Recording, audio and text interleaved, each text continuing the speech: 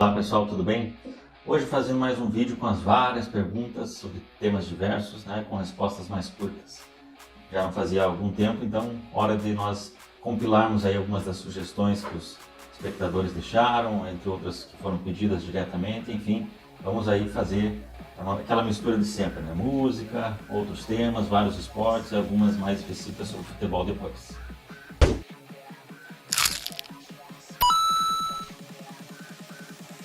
Vamos lá, começando pela música, A primeira que surgiu, qual foi o maior festival, o melhor festival, o mais importante festival da música brasileira, Quando a gente fala de festivais da música brasileira, você na verdade teve diversos ao longo dos anos, Nos anos 80 tentaram voltar, teve um até no ano 2000, mas naturalmente quando o pessoal fala da era dos festivais, dos grandes festivais, vai se restringir aquele período de 65 a comecinho dos anos 70 e mais afunilado ali para 66 até 68. Há uma natural confusão também entre o que é Festival da Record, o que é Festival Internacional da Canção, os festivais da TV Excelsior no comecinho. Então qual artista cantou qual canção em qual festival acaba tendo uma misturança.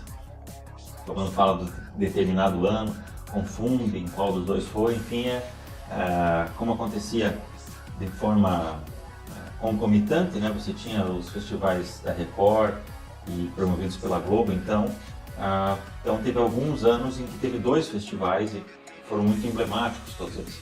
Por exemplo, em 68 há uma confusão eterna entre aquela canção Pra Não Dizer Que Não Falei das Flores e Sabiá, do Chico Buarque. Aí o pessoal confunde achando que é no mesmo em que o Caetano cantou lá o Divino Maravilhoso. E há uma mistura, Então o Caetano cantou É Proibido Proibir nesse festival de Sabiá e Pra Não Dizer Que Não Falei das Flores, e cantou o Divino Maravilhoso num outro festival, no qual o Roberto Carlos defendeu Madrasta, que o Tom Zé foi vencedor, com São Paulo, Meu Amor, os Mutantes apresentaram em 2001. Então é uma mistura. Em 67 a mesma coisa. O Milton Nascimento defendeu Travessia, o Chico Buarque defendeu Carolina, mas quem venceu foi o Guarabira com...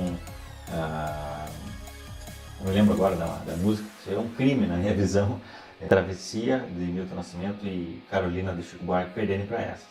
Aí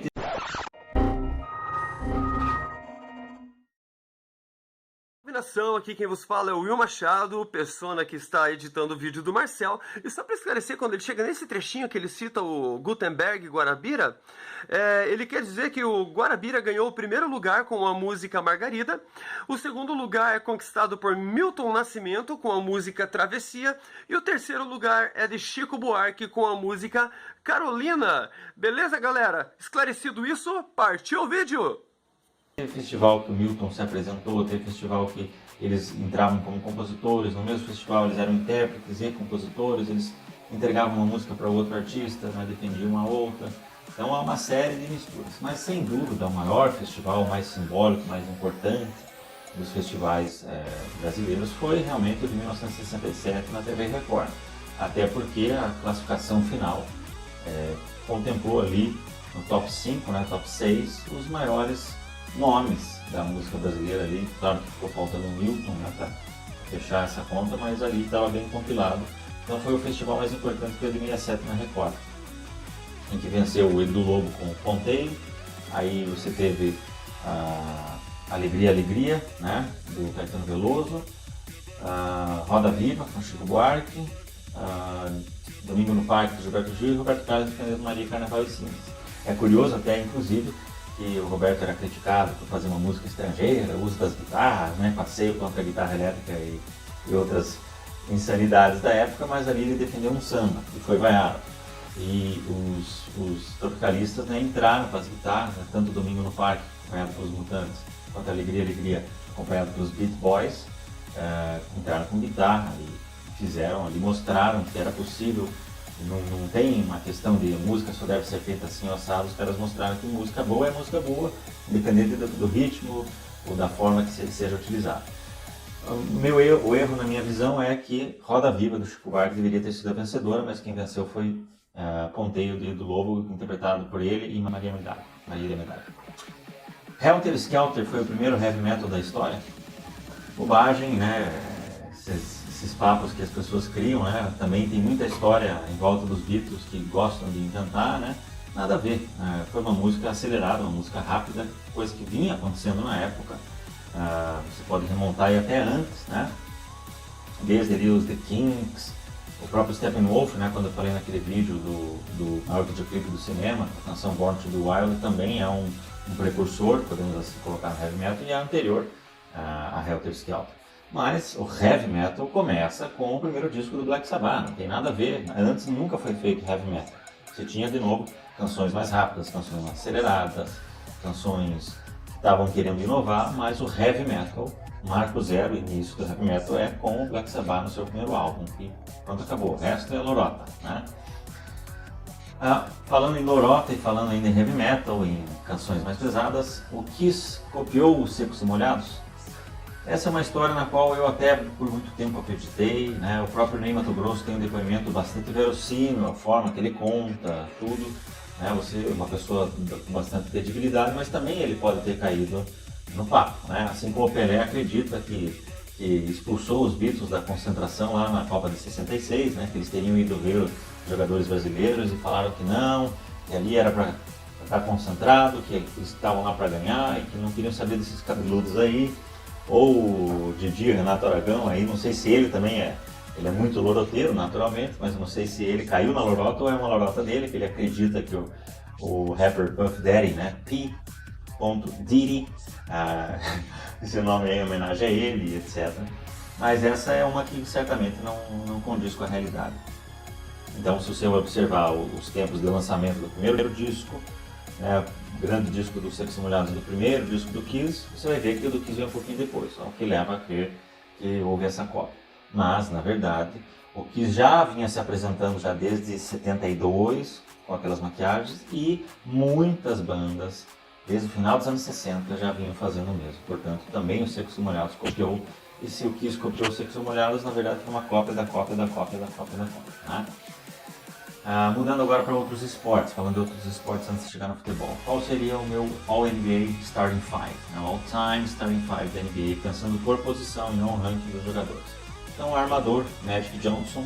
Ala, armador, Michael Jordan. Ala, LeBron James. Ala, pivô, Bill Russell. E pivô, Wilt Chamberlain. Naturalmente que o Bill Russell jogava também como pivô, né? Tanto é que tinha os enfrentamentos com o Chamberlain, mas eu não posso abrir mão de tê-lo no time. E até pela característica dele mais defensiva e concentrado nos rebotes, pouco ofensivamente, desafogaria um pouco dessa parte do Wilt. Então esse time realmente não perderia para ninguém, nem para nenhum tipo de Space Jam que fosse enfrentar, né? Então Magic na posição 1, Jordan na posição 2, LeBron na posição 3, Bill Russell na 4 e Wilt na 5.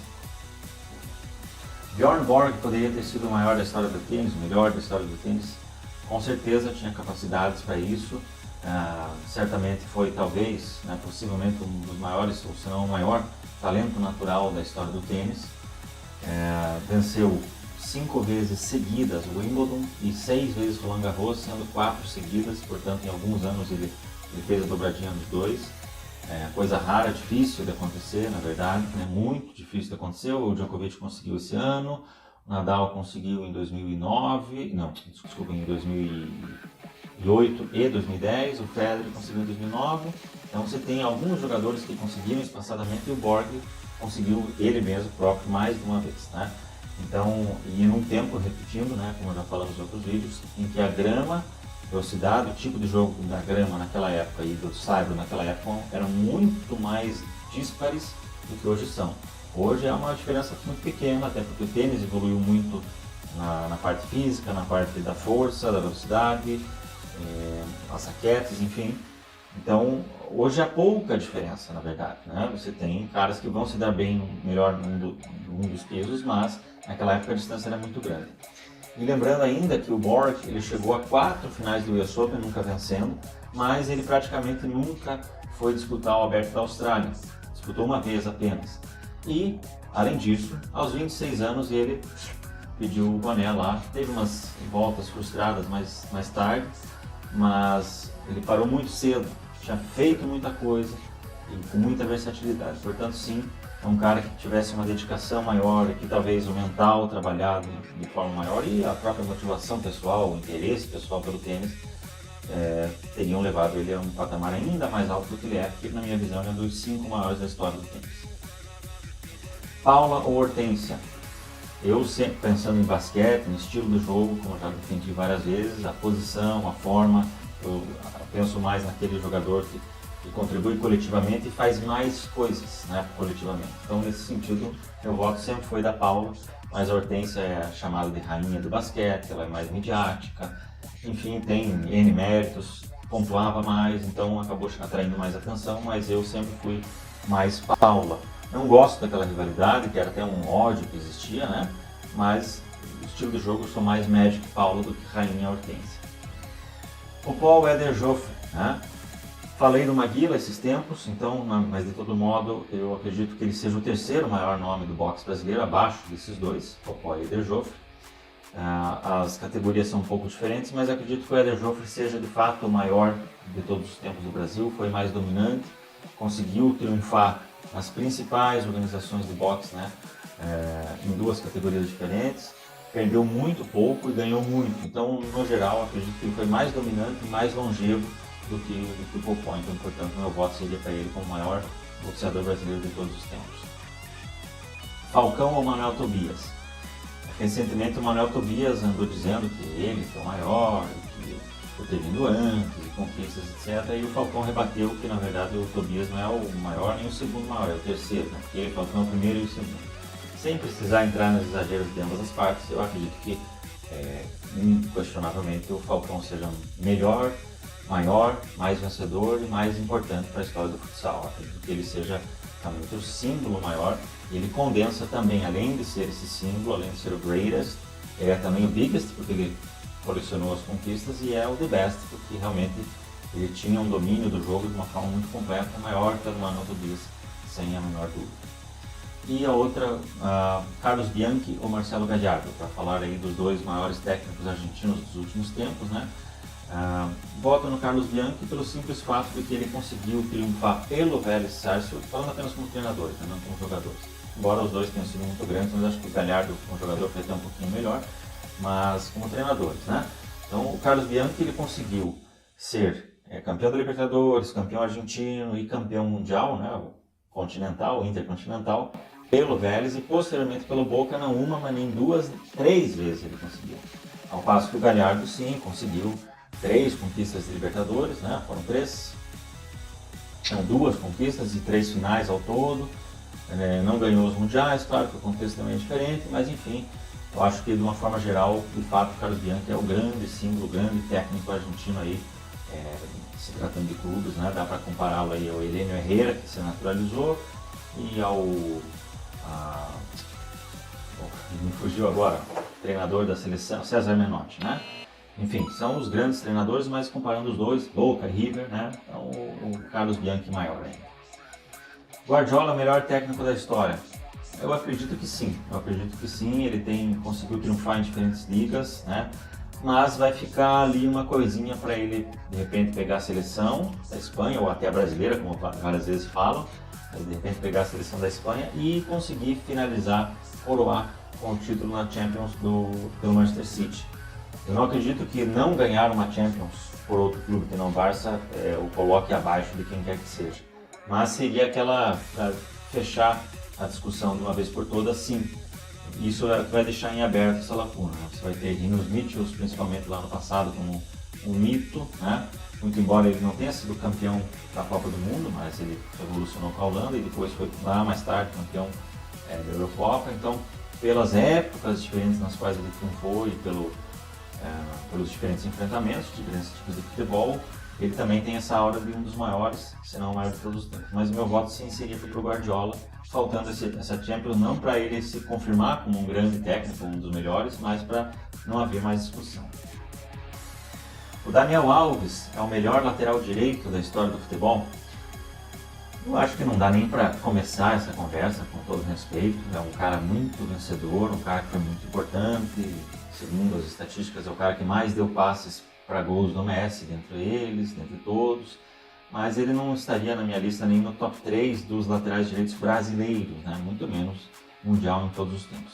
É o mais vencedor, sim, mas ele estava presente em mais times. Se você pegar na NBA, você vai ver caras que ganharam aí, tirando o Bill Russell, que é o maior vencedor e é um dos 3, 4 melhores de todos os tempos, mas na lista sequencial você vai ter muitos caras que ganharam muitos títulos, mas que estavam no lugar certo na hora certa.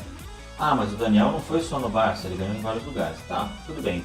Robert Horry, né, o jogador que foi campeão 2 vezes pelo Houston Rockets, 3 vezes pelo Lakers e mais 2 pelo San Antonio Spurs. Foi campeão 7 vezes ao todo, mais do que Michael Jordan, por exemplo. Ninguém nessa consciência o considera superior ao Jordan, né? O Ronaldinho Gaúcho elevou o patamar do Barcelona. É com o Ronaldinho Gaúcho que o Barça chegou a um novo patamar, um novo nível. Não, isso é mentira, isso é uma das histórias, das lorotas contadas aí na imprensa brasileira. Quando eu fiz o vídeo dos jogadores mais superestimados de todos os tempos, eu classifiquei o Ronaldinho Gaúcho como sendo o jogador de futebol mais superestimado de todos os tempos, e dentre as razões é essa ali. O que acontece? O Barcelona é de fato um clube que, quando ele tem o seu início, até o começo dos anos 50, ele não era o segundo maior da Espanha, ele não era nem o terceiro maior da Espanha, ele era um quarto disputando ali para se firmar como o quarto maior da Espanha. Aí ele tem um salto muito importante no início dos anos 50 com o Ladislau Cubaja, né, que dá um salto muito grande. E esse salto vai progressivamente ao longo dos anos 50, anos 60, um salto importante ali com o Luis Suárez, o espanhol, vai se firmando ali como a terceira principal força. Aí lá, depois da chegada do Cruyff, vem implementado um estilo de futebol, um pensamento que vai render frutos a longo prazo, com o próprio Cruyff como técnico posteriormente no início dos anos 90, em que consegue um tetracampeonato espanhol, consegue a primeira Champions League, chegaram à final em 86, né, não era o Cruyff técnico, mas aí ganham a primeira lá em 92, vão a uma final em 94, perdem, né, para o Milan. Então, o salto que o Barcelona deu nos anos 50 e vai progressivamente ali nos anos 90, ele não é, o Ronaldinho não traz um salto além deste dos anos 90, vocês estão me entendendo? Ele vem então um grande salto nos anos 50, um grande salto nos anos 90. E o salto que o Ronaldinho trouxe, que muitos acham que voltar a ganhar a Champions é essa demonstração, na verdade é uma progressão. Faltava ao Barcelona uma continuidade de ciclo. E essa continuidade de ciclo, para essa afirmação como o segundo maior clube espanhol, e eventualmente, num dado momento, numa dada época, até ter sido o maior principal naquele momento ali, só vem se dar com Guardiola, Messi, Xavi e Iniesta, né? Então o que o Ronaldinho fez no Barcelona não é maior do que já havia sido feito lá em 92 e, dada a sua performance, igual ou se não inferior ao que o Romário conseguia 93 até 95, o Ronaldo Fenômeno em apenas uma temporada conseguiu, o Rivaldo posteriormente conseguiria. Então todos eles ficaram num pé de igualdade. Ganhou a Champions, sim, mas em 92 já havia ganhado. Então a continuidade, o ciclo, a imposição de estilo só vem se dar após a saída do Ronaldinho, quando já não havia mais a identidade dele naquele time. Inclusive ele foi nocivo de certa forma para que aquele ciclo, aquele formato, aquele objetivo de futebol coletivo pudesse ser de fato implementado e ter uma continuidade. Então ele não deu um salto no Barcelona, o Barcelona não era pouco antes dele, o patamar é o mesmo, trouxe mais visibilidade, trouxe mais atratividade, mas também tem muito a ver com a época da mídia, né, na qual nós estávamos falando ali, 2004 a 2006 especialmente. Ainda falando de Barcelona, né, o Neymar ganhou a Champions de 2015 nas costas do Messi, ele só tem uma Champions por causa do Messi. Veja, eu sou muito crítico ao Neymar e muito fã do Messi, né, para mim ele é um dos Beatles do esporte, né, como eu falei para vocês, mas nesse caso não cola não. Uma coisa é você dizer que jogador tenha sido o principal, tenha sido o melhor. Outra é você dizer que ele tenha sido solo, né? Não foi assim. Tanto é que, primeiro, né, o primeiro fato é que o Neymar termina a Champions League com 10 gols, né, de 2014, 2015, assim como o Cristiano Ronaldo, 10 gols, assim como o Messi, 10 gols. Mas o mais importante é que o Neymar marca gols em todos os jogos a partir do jogo de ida das quartas de final. Então ele marca 3 gols nas quartas de final, só 2, 1 no primeiro e 2 no segundo, 3 na semifinal, 1 no primeiro e 2 no segundo e mais 1 na final. Claro que a gente pode pesar os momentos desses gols, mas de todo modo foram 7 gols em 5 jogos. Ajudou, por exemplo, a diminuir os saldos, né, que o Bayern de Munique poderia reverter aquele resultado, né, ali no jogo de volta. Foi 3-2 para o Bayern de Munique, os 2 gols foram anotados pelo Neymar. Contra o PSG, o Luis Suárez arrebentou no primeiro jogo, mas o Neymar havia feito o primeiro gol. Contra o próprio Bayern, o Messi havia arrebentado no primeiro jogo, mas o Neymar marcou o terceiro e marcou os 2 na volta, como eu disse, e marcou o gol final ali, que coroou o título na 3-1 contra a Juventus. Então ele não ganhou nas costas do Messi, ele foi um major contributor, né? Ele foi quase tão importante quanto o Messi, que dá para dizer que nos momentos específicos que o Messi contribuiu, né, a própria oitava de final contra o Manchester City, talvez os momentos ali foram mais preponderantes, mas o Neymar, sem ele também, possivelmente, provavelmente, o Barça não teria sido campeão daquele ano. Para finalizar, a Alemanha entregou, né, a Alemanha em 1974, a Alemanha Ocidental, à época, entregou o jogo para a Alemanha Oriental. Essa é uma história que foi perpetuada aí, alguns jogadores da seleção brasileira de 74 afirmam isso, vou colocar depoimentos para vocês depois, e o próprio Juca Kfouri é um que fala até hoje como se fosse um fato inegável e que manchou a história do futebol alemão, que é lembrado por causa disso. Na verdade não, esse jogo, né, da derrota, então, só para explicar para vocês, eles alegam que a derrota da Alemanha Ocidental para a Alemanha Oriental na primeira fase fora proposital para fugir da seleção brasileira. Tá? Então, na verdade, esse jogo é muito lembrado por conta da questão política, né? Que era o Muro de Berlim, estava tudo dividido, então tudo aquilo que representou aquele jogo é lembrado por causa disso. E a vitória da Alemanha Oriental é um trunfo, né, do Davi contra Golias, uma série de coisas. Então ali tinha muita coisa em jogo. Você pode até dizer, sim, definitivamente, que a Alemanha Ocidental não tinha a mesma motivação do que a Alemanha Oriental ali. Mas quem assistiu esse jogo viu quantas vezes a Alemanha Ocidental chegou ao ataque, quantos lances de perigo efetivamente foram feitos, e a Alemanha Oriental não era um time extremamente fraco, como tentam pintar. Até por conta da questão do comunismo, né, o socialismo ali, e aquele amadorismo fake, foi o time que foi campeão olímpico de 72, dominou o torneio de futebol olímpico ali, né? Quando eu falei sobre isso, então também já em situações outras, vou deixar alguns links a respeito de futebol na Olimpíada, uma entrevista que eu fiz com o colega Marco lá do canal Marco 10 Clássico. Mas esse jogo é lembrado por isso. Inclusive tem depoimentos do Miller e outros jogadores que no dia seguinte a essa derrota eles foram hostilizados lá no treinamento, foram atacados, que precisavam jogar direitinho a partir de agora. E outra, francamente, a seleção brasileira estava numa campanha péssima, horrorosa naquela Copa do Mundo. Empataram 0-0 os 2 primeiros jogos, contra a Iugoslávia e contra a Escócia. E depois ganhou do Zaire de apenas 3-0. Zaire, que a Iugoslávia havia vencido por 9-0. Então será que o Brasil não deu uma freada na bola ali, com medo de pegar a Holanda, esperando que a Holanda de repente conseguisse uma combinaçãozinha ali? A verdade é que ninguém tinha medo da seleção brasileira naquele momento. Uma coisa é o emblema da seleção, outra é o futebol que foi apresentado. E repito, foram 2 empates contra seleções muito mais fracas na fase de grupos, uma vitória fraca contra um time péssimo, né, o Zaire, que enfim, né, estava estreando em Copa, não tinha nenhuma possibilidade de fazer nada ali. Depois apanhou da Holanda de forma acachapante na semifinal e na decisão terceiro lugar apanhou da Polônia. Portanto, se a Alemanha estava fugindo de alguém, não era da seleção brasileira, era da Holanda. Porém, eles enfrentaram a Holanda na final e se saíram vencedores. Então, dizer que alguém tinha medo da seleção brasileira é só mais uma lorota aí para o futebol brasileiro. Beleza, pessoal? Um abraço a todos.